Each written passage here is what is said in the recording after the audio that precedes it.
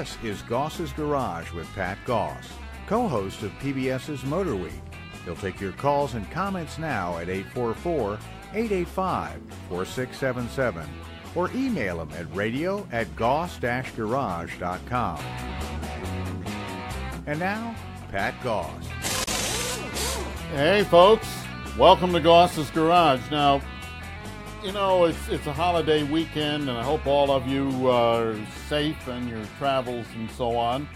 But I don't know if you've noticed, but it seems like drivers are getting crazier by the minute. Yesterday, I was on a 4-lane interstate with very fast traffic when some idiot in the far left lane apparently didn't realize his exit was coming up and shot across all 4 lanes to make the exit. Now, horns were blowing, tires screeching, and a couple of very near misses.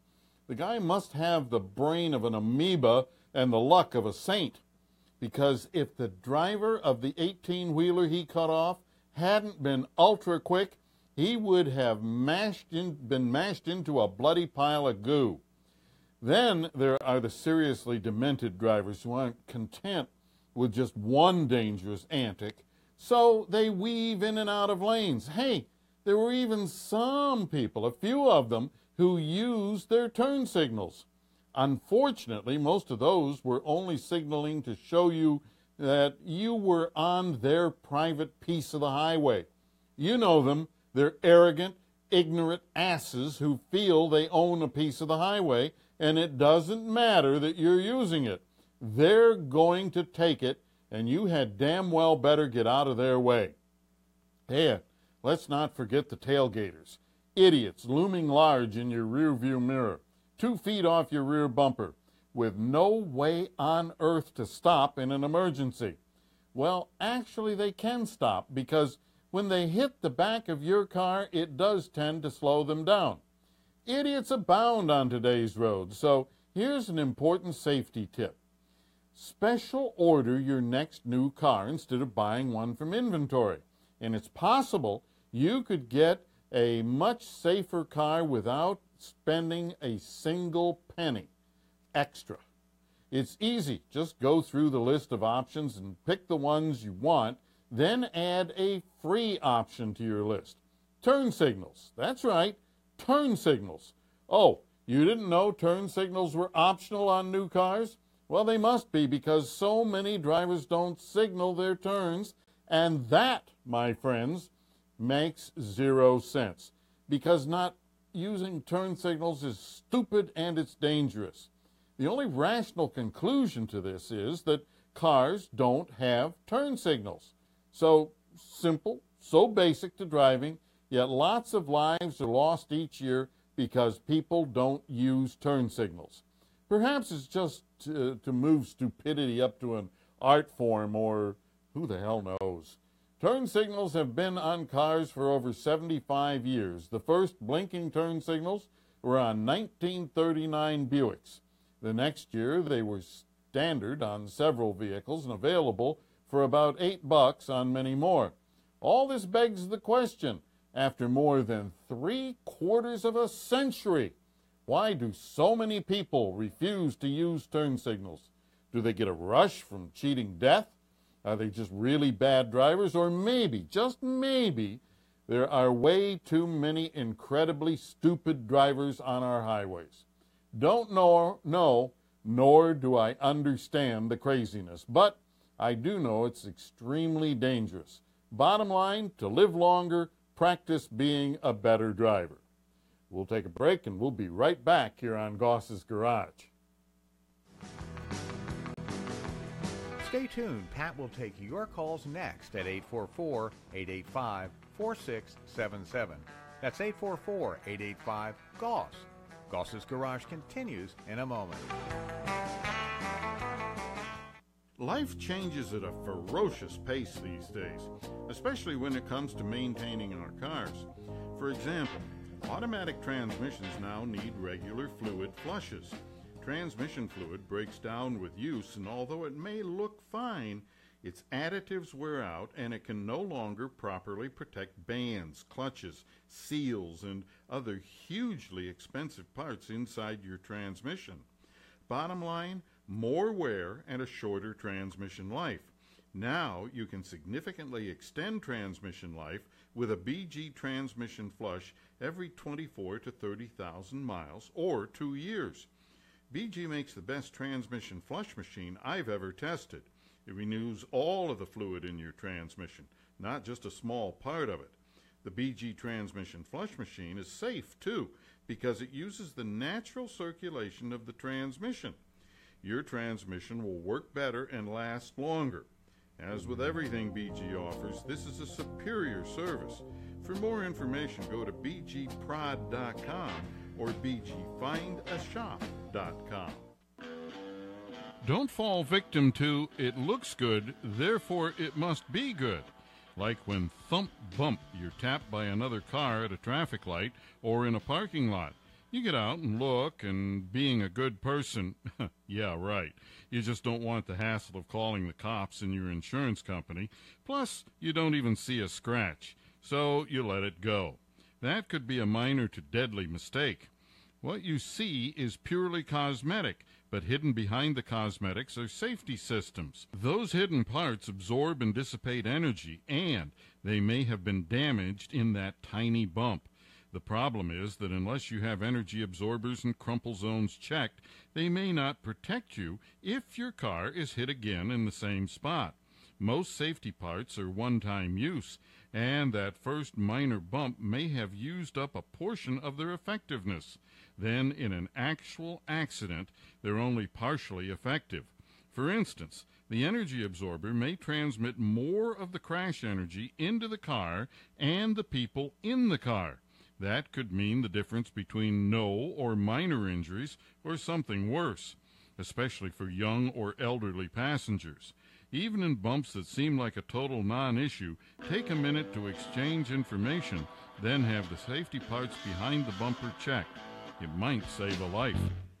How quickly we forget. We're right back to using short-term logic to make long-term purchases. There's a huge increase in sales of big, thirsty vehicles. Trucks, SUVs, and other vehicles with dismal gas mileage are selling like hotcakes. Yes, they're wonderful, but can your budget support such a thirsty beast when gas prices go back to $4 a gallon? Did you plan on that?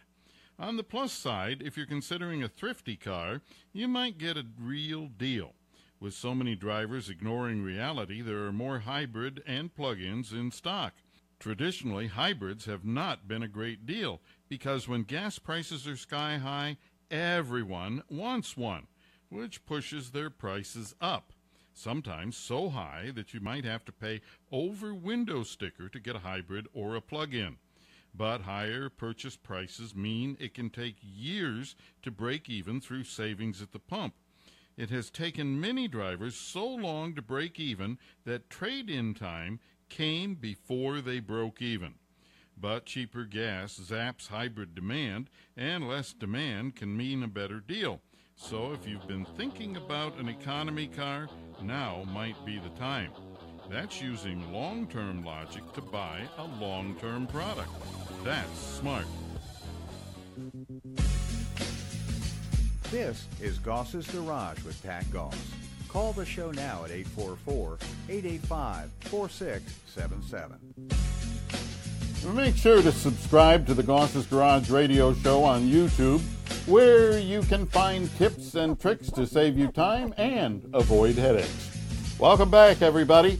I'm Pat Goss. We are talking about automobiles, and right now we're going to be talking about motorcycles, and more specifically, motorcycle helmets, because joining us in the studio is my friend Lyndon Abell from Rommel Harley-Davidson in Annapolis. Lyndon, good to see you. Good to see you, Pat. Thanks for having me back. All right. I understand this is National Check Your Helmet Month or some such. Yes. April is Check Your Helmet Month, sort of like, they pick a time once a year to check your smoke alarms and so forth. Same thing with helmets. I think it's pretty common. Those of us who ride, if you say, how old's your helmet? We go, well, it's a couple years old. You go, oh, so you only got it 2 years ago. I don't know, maybe it's 3 years old. And then you check the date code, and it's 8 years old. Where's the date code? Well, this is an antique model that you have here, Patrick. But normally they have them, okay, right here. So this is manufacturer model. This was made in October of 2004. Right there. 2004. Right, so that's a 13-year-old helmet, and of course, it's been gently used, as you can see. used as what is my question. Hard telling. I mean, a lot of bugs and a lot of Keep the tree stones. sap out of your hair. Oh, Lord. But what's happened to Target it is practice that for the seagulls. the paint on it is just all gummy now. Oh, that's the paint that's Yeah, coming that's off. the paint that's coming I thought you off. just left that under a pine tree for a couple of months. No. I guess I need to come visit you and buy a new helmet. I think that's a good idea. So one of the things that a lot of people don't recognize, I think for most people the idea of a helmet is simply that the hard exterior shell that we think of as providing all of the protection. But as you can see, well, I don't know, can people see or not? But I cut a helmet in half to really illustrate this. And there's two pieces of a helmet that do the job. And one piece is the hard exterior. But the job of that isn't to save your head so much as it is to disperse the impact into a wider area so it's not just coming down on one point. The thing that really is designed to save you is the styrofoam. And it's crazy that is really the premium protection device, but they haven't come up with anything better. The idea with this styrofoam is that if the helmet is on your head, right, so your head is inside the styrofoam, and you hit an impact, that the styrofoam crushes, right? If you think about a coffee cup or one of those styrofoam coolers and you pinch it between your fingers, it will give. And that compression is what slows down your head instead of having it stop abruptly. And it may be shocking to think that that's enough of a shock absorber to make a big difference, but it really is. It's a huge difference. And what will happen over time is that just like a styrofoam cooler, if you leave it out at the beach for a couple of years, it gets hard and brittle, and it no longer compresses. It just cracks and crumbles. And so it cannot do the job that it's designed to do. And, helmet manufacturers say you should replace them every 3 to 5 years. I think that's a little on the aggressive side. I don't think that that's because they're trying to sell you more helmets, but maybe. I think it's because if you leave your helmet outside all the time, that really is the length of time that it's going to last. For somebody who, like me, rides to work and takes the helmet inside, it's going to last a little bit longer. For somebody who leaves their helmet in a 70-degree closet most of the time, it's going to last a little bit longer. But if you've gotten 5 years out of your helmet, you're probably pushing the end of the limits. If you've gotten 7, you're certainly due for a new helmet. And if your helmet is from October of 2004, Mr. Goss, it's time for a new helmet. Celebrate April Check Your Helmet Month by getting Pat Goss a new helmet. You wouldn't kid me, would you? I wouldn't kid you. And part of if you got a $10 head, go ahead and use yourself a $10 helmet. Part of the problem is that the helmet, after you've worn it for a while, it becomes very personal, and it's comfortable. It's hard to get rid of all those helmet stickers after a while. I love that helmet sticker. How can I throw that away? And it's just, it's something that you're comfortable with and so on, and all right, you just kind of, I should buy another one, but you don't buy another one, and, I'll do it next month, and listen, I've been guilty of that myself. I have a lot of spare helmets, and it feels sort of wasteful to throw away what seems like a perfectly good helmet.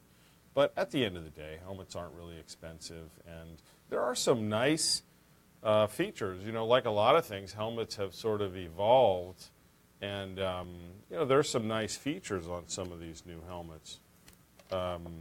A lot of them, something that was pretty exotic 5 years ago is getting increasingly common, and that's having a little pull-down shade on both half helmets and full face and modular helmets, which is pretty handy, for somebody that wears prescription glasses. That's really nice. You can have a tinted a piece that comes down for people that would prefer to wear their own sunglasses.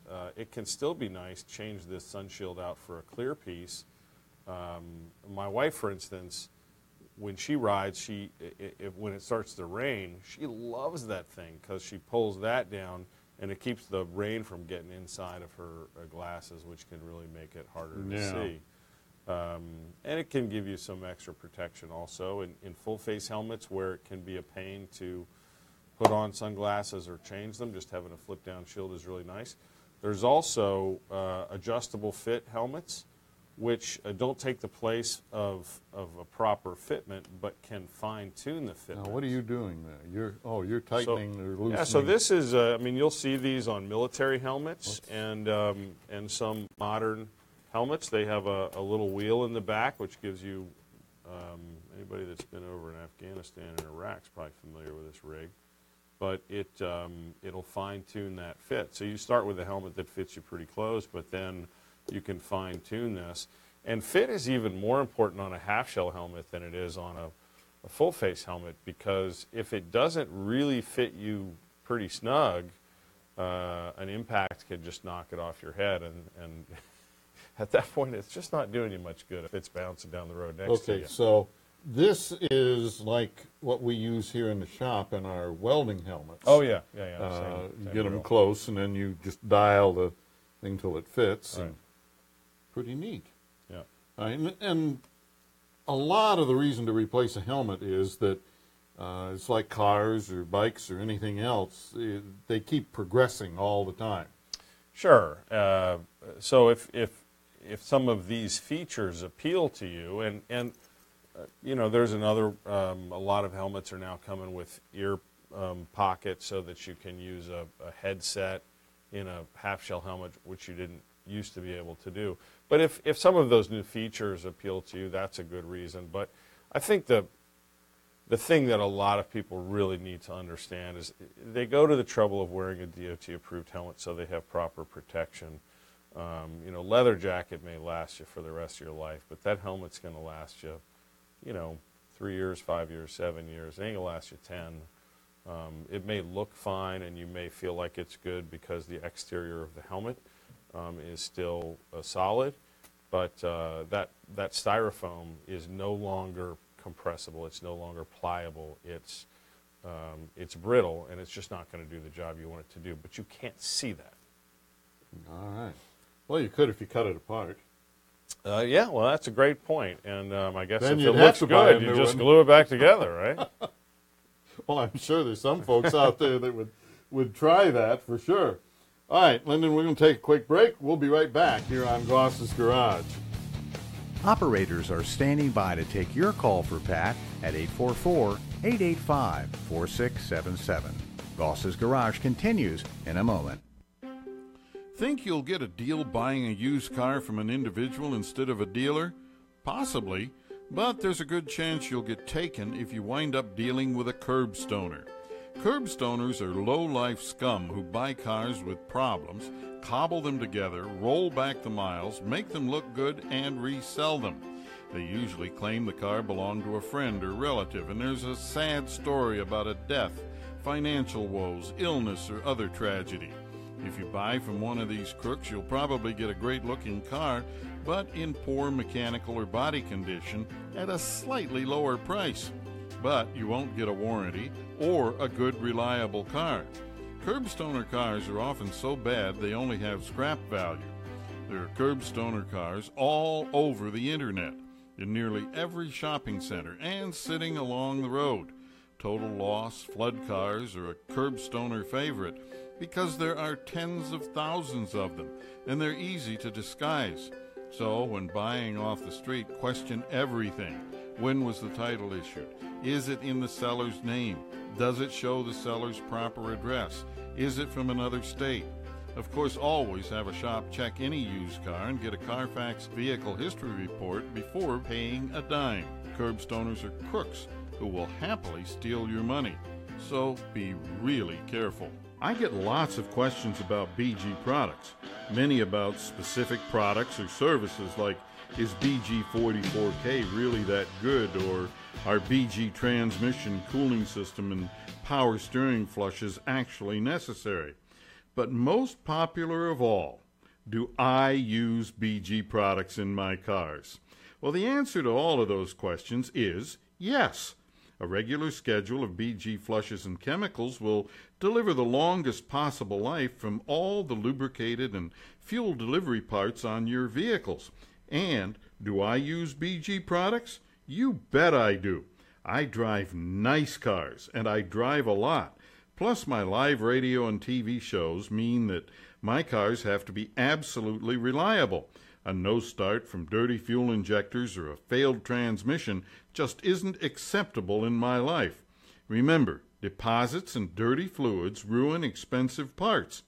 For reliability like I demand, visit one of the quality shops that sell BG products and perform BG services. To find a BG professional near you, bgfindashop.com. Now, back to Goss's Garage with your host, Pat Goss. For more information on today's topic or any topic about buying, repairing, or selling an automobile, visit goss-garage.com or call our 24-hour listener line at 844-885-4677. We're talking to Lyndon Abell. He's the general manager of Rommel Harley-Davidson in Annapolis, Maryland. Lyndon, what other things should we know about helmets? Of course, we have three, half, three-quarter, and full. Yeah, so we talked about how a helmet is compromised over time. We should also talk about what takes out a helmet before its time, before simply age does. And there's lots of folks who say that if a helmet gets dropped, that you should replace it. And I think that's probably driven more by lawyers than anything else. Not to insult any lawyers that may be in your audience today. But here's the real fact of the matter. If your head is in the helmet when the helmet hits the ground, it's done. Because at that point it's done its job, right? That styrofoam we were talking about before, that polystyrene, gets compressed and it doesn't expand again, right? It compresses and that's it. Just, again, like that coffee cup. If you squish it, it stays squished. So if your head's been in the helmet for an impact, get yourself a new helmet. You can hang it on the wall as a trophy, but don't wear it again. However, a helmet that has slipped off the back of your bike and landed on the ground is probably fine. Now, the risk is that it has compromised the exterior shell. The polystyrene has not been impacted because that's not what hit the ground, just the hard outer shell. So you'd want to inspect it for cracks and things like that. But I think a lot of helmet people get overly protective because of concerns of liability and say, if it's touched the ground at all, you've got to throw it away. Now, we can't sell a helmet that's hit the ground for a variety of reasons, but if it's your helmet and it's just, hit the ground gently, it's fine. Okay, so different topic. Let's talk about fit. We talked about the adjustable fit of some new helmets, but typically human heads have different sizes, right? Not just some are smaller and some are bigger, but some are more round and some are more oval. People of European heritage tend to have more oval-shaped heads, and people of Asian heritage tend to have more round-shaped heads. And some helmets fit round heads better and some fit oval heads better. And as somebody who has more of an oval head, I can tell you that when you get more of a round helmet, there is no way you can get that thing to fit.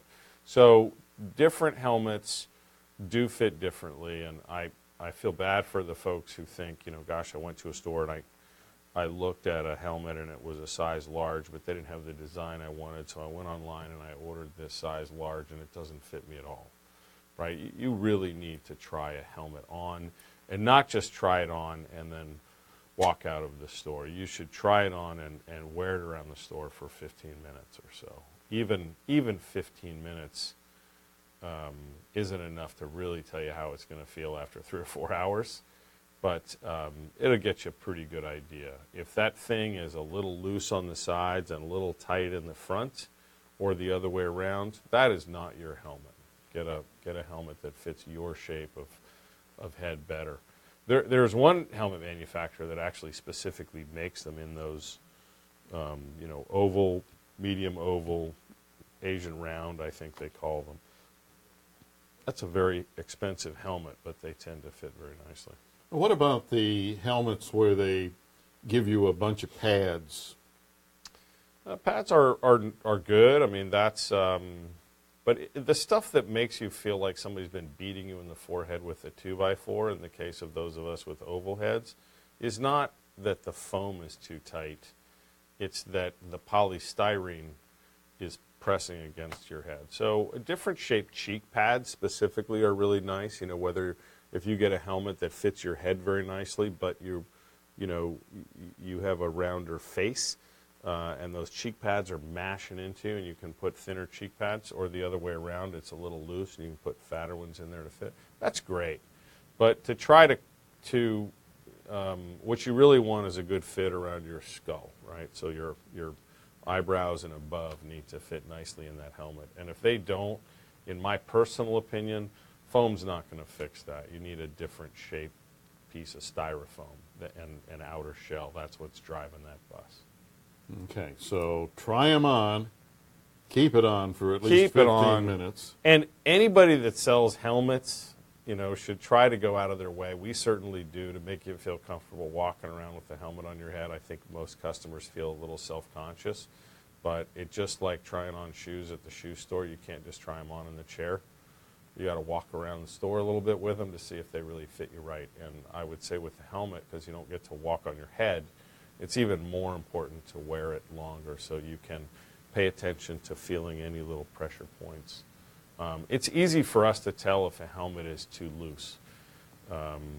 If you're trained to know how to fit a helmet, we can look at it and see if it's too loose or not. But we really can't tell if it's too tight unless you tell us. Well, too loose is, that's even worse because that's dangerous. Too loose is dangerous. Too tight is, it's dangerous if you decide that you're uncomfortable and you need to take your helmet off. Right. But obviously, like anything else, the safety equipment, it does you no good if it's not on your head. So if it's not comfortable for you, you're not going to use it. And if you don't use it, it can't do its job. Gotcha. All right. What are the advantages? Well, let's hold that question for a minute. We'll take a break. We'll be right back. Awesome.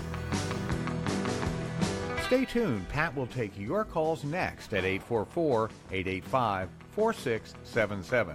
That's 844-885-GOSS. Goss's Garage continues in a moment.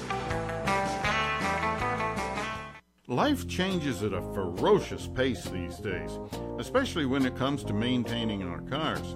For example, automatic transmissions now need regular fluid flushes. Transmission fluid breaks down with use, and although it may look fine, its additives wear out and it can no longer properly protect bands, clutches, seals, and other hugely expensive parts inside your transmission. Bottom line, more wear and a shorter transmission life. Now you can significantly extend transmission life with a BG transmission flush every 24 to 30,000 miles or 2 years. BG makes the best transmission flush machine I've ever tested. It renews all of the fluid in your transmission, not just a small part of it. The BG transmission flush machine is safe, too, because it uses the natural circulation of the transmission. Your transmission will work better and last longer. As with everything BG offers, this is a superior service. For more information, go to bgprod.com or bgfindashop.com. This is Goss's Garage with Pat Goss. Call the show now at 844-885-4677. That's 844-885-GOSS. And now, Pat Goss. Folks, we are talking to Lyndon Abell from Rommel Harley-Davidson in Annapolis. We're talking about some of the different aspects of helmets and the safety and so on. This is National Check Your Helmet Month. So rolls right off the tongue there, doesn't it? the National Check Your Helmet Month. Right. Okay. Basically 3 different styles of helmets: half helmet, 3/4, and full. Correct, although full face helmets also come in a modular style, and I put them in the same category as a full face helmet, but it's worth noting that typically a modular helmet, which a modular helmet means that the chin bar basically will flip up and get out of your way. So they give you the weather protection of a full face helmet, but for most of those modular helmets, as far as safety is concerned, they're only rated as a 3/4 helmet. Okay. And 3/4, we don't have one in here. I have one out in the other part of I came by motorcycle. I could only carry so much gear. In the next break, we'll bring one in and we'll have a 3/4 in here. What are the advantages or disadvantages? So, a great question. I think, for Harley-Davidson riders, there's almost peer pressure, I think, to wear a half-shell helmet. The benefit of a half-shell helmet is purely visibility, comfort, weight, things like that. There's obviously no safety benefit. I like the sound. Like the sound of hearing your bike? Yeah. Yeah. Well, that's probably part of it, too.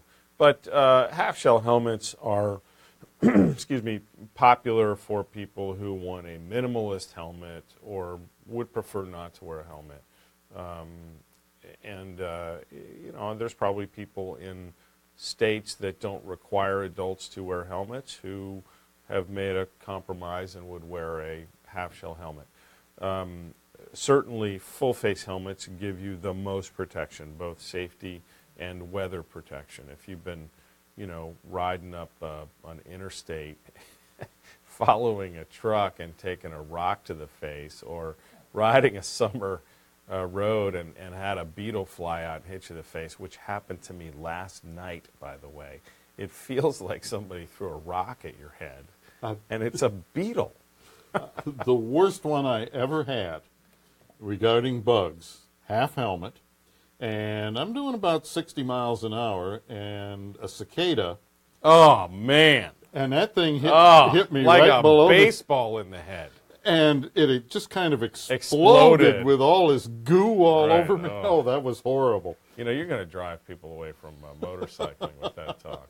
Oh, no, that's a small price to pay. I was going through Louisiana, and I had a full-face helmet, and there was some sort of swarm of prehistoric dragonflies or something. They were hooked into my headlight. I jammed into the vents on my helmet. Thank God I was wearing a full-face helmet, because I would have been covered in those things. Yeah, where my other house is down on southern Maryland, whenever I was riding down there, I always wore my full-face helmet, because in the spring and sometimes in the summer, you get these swarms of gnats and stuff like that. Yeah. So you wanted the full-face helmet just because you drive through this, and it's like riding through rain. Oh, yeah. Except it's bugs. Right. Except the rain rinses off more easily. Right. In Louisiana and in Mississippi, you get the mayfly attack. And you don't really see those up here, but mayflies will cover your whole car. And if you go through a swarm of mayflies, you just get this quick coating of insect protein. I'm glad you refer to it as protein. All right, now, what about things like on this helmet you have an external visor? Any advantage to those other than sun? Yeah, that's really the advantage. To be able to tip your head a little bit and keep some glare out of your face, obviously, it's kind of like having a ball cap. The problem with having a larger visor like you would see on motocross helmets or dirt bike helmets is that at typically the higher speeds that you'd see on street bikes, it turns into pretty good leverage to try to rip the helmet off your head. which can be sort of awkward and uncomfortable. So you typically see those slanting down at a more sharp angle so that they're less likely to catch the wind that way. But probably some people view them as a style point as well. Now, also, helmets, you can go on the internet and you can find, something like this full face that you have over here, $79.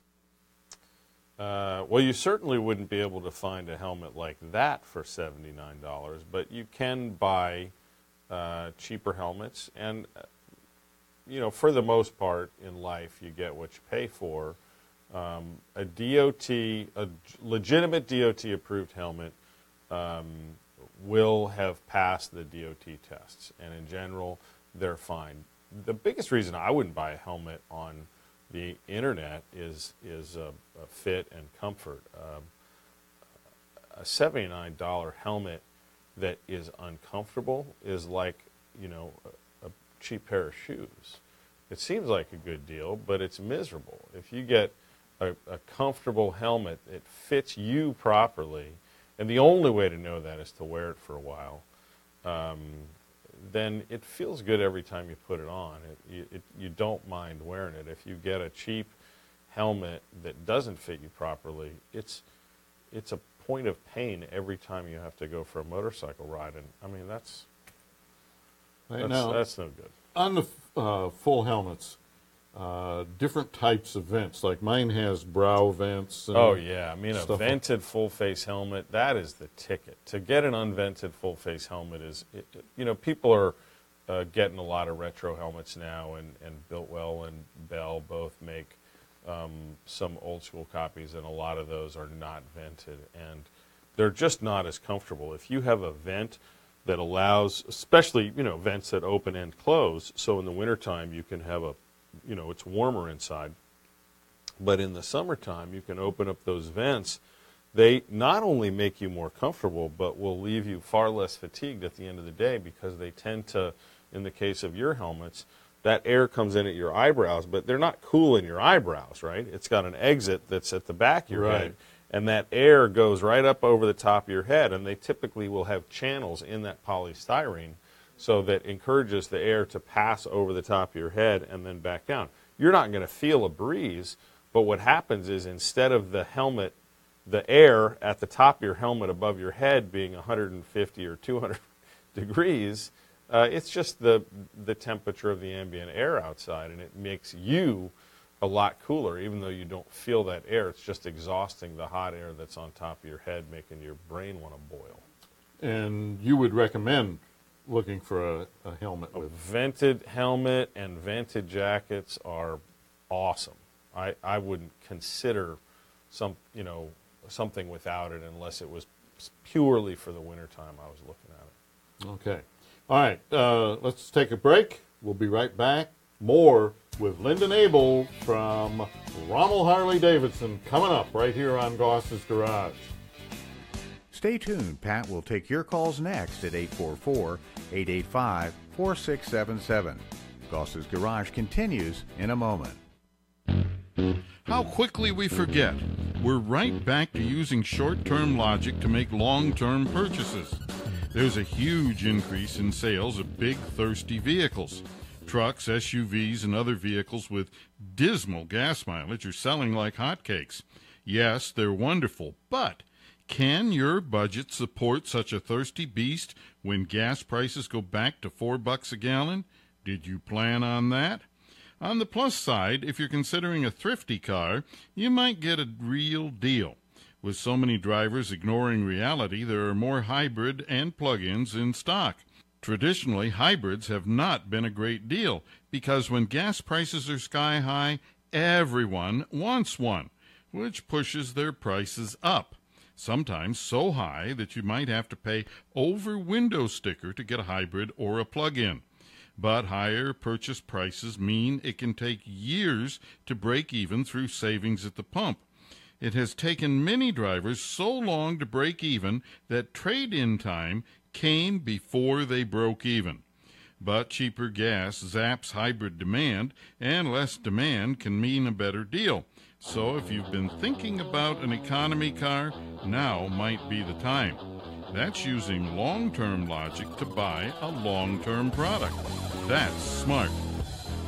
Life changes at a ferocious pace these days, especially when it comes to maintaining our cars. For example, automatic transmissions now need regular fluid flushes. Transmission fluid breaks down with use, and although it may look fine, its additives wear out and it can no longer properly protect bands, clutches, seals, and other hugely expensive parts inside your transmission. Bottom line, more wear and a shorter transmission life. Now you can significantly extend transmission life with a BG transmission flush every 24 to 30,000 miles or 2 years. BG makes the best transmission flush machine I've ever tested. It renews all of the fluid in your transmission, not just a small part of it. The BG transmission flush machine is safe, too, because it uses the natural circulation of the transmission. Your transmission will work better and last longer. As with everything BG offers, this is a superior service.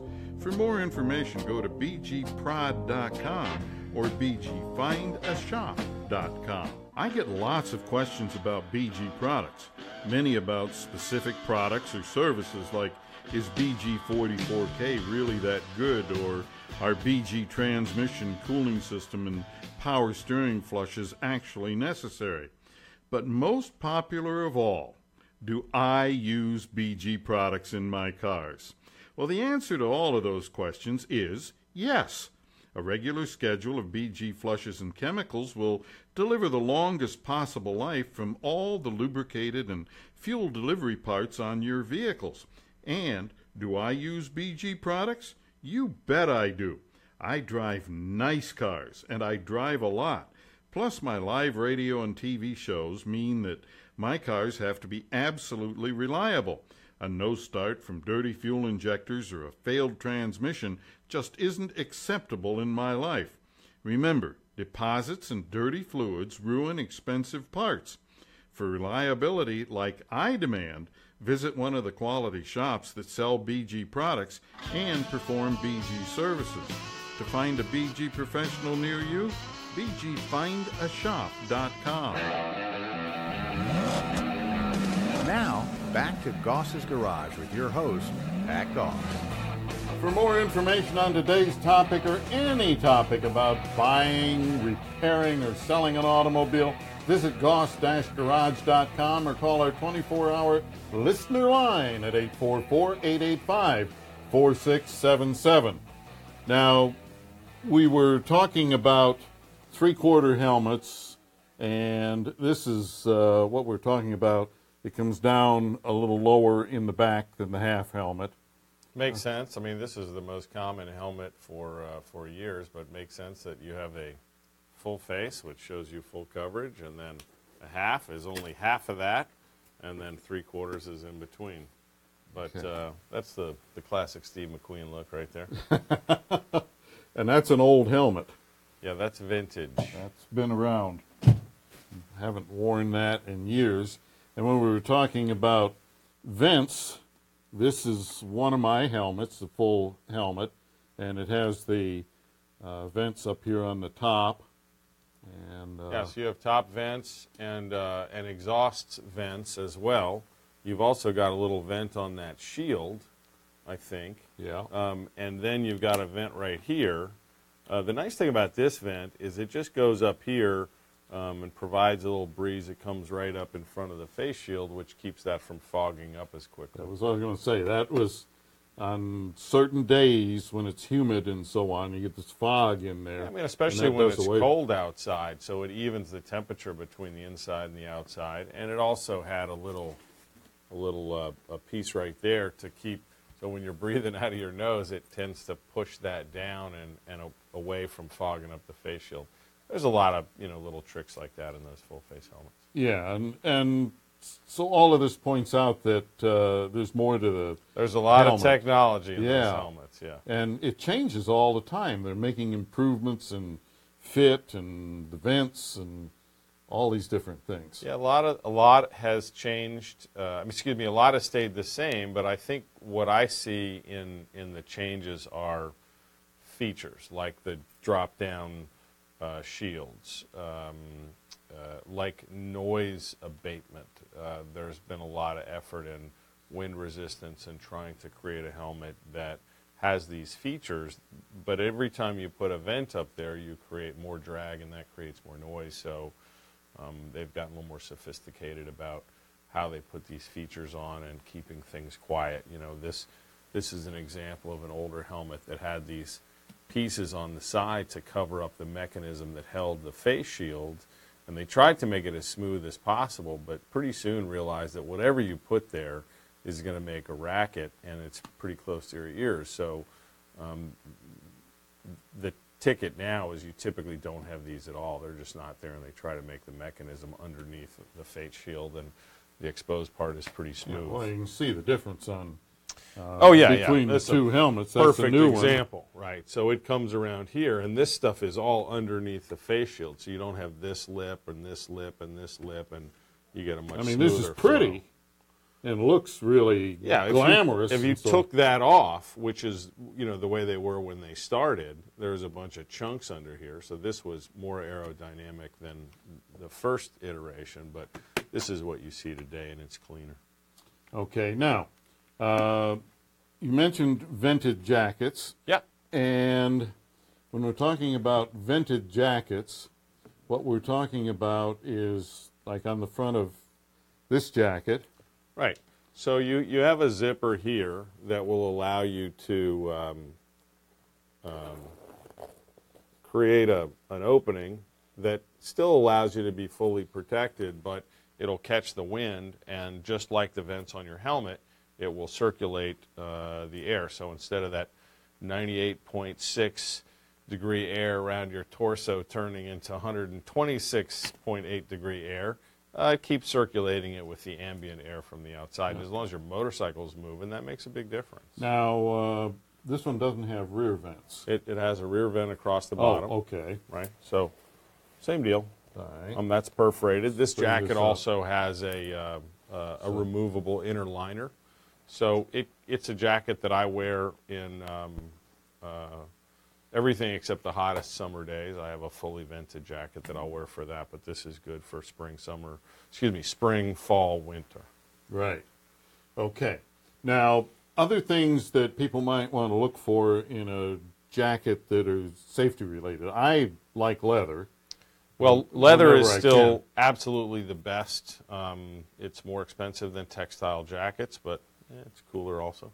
I mean, cooler like Steve McQueen, not temperature-wise. Right. But I just like leather jackets. But it is also a practical application. People talk about textiles being stronger than steel, as abrasion resistant as leather, but there's a caveat with that. Leather is an extremely complex fabric, and nobody has duplicated that in a man-made fabric. You can make something that's as strong, but when you're sliding across pavement in leather, it's acting as a pretty good brake. It's slowing you down. Whereas the textile fabrics that may be as abrasion resistant as leather don't slow you down.